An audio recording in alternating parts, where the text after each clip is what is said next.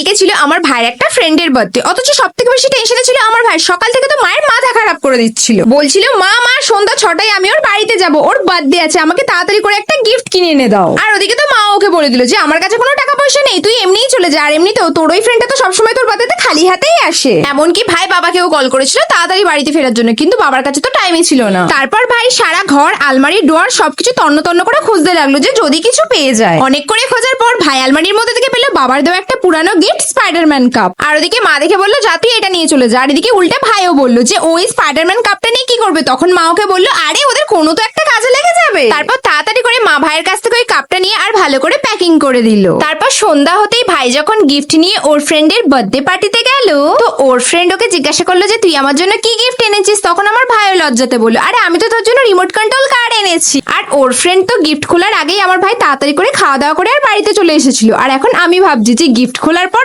ওর কি হয়েছে হবে। আর আজকে তোমরা আমাকে কমেন্টে বলে যে তোমরা তোমাদের বার্থডেতে কি গিফট পেতে চাও। আমি তোমার বার্থডেতে একটা বড় রেড কালারের টেডি বিয়ার পেতে চাই, যেটা আমার থেকেও অনেক বড় হবে।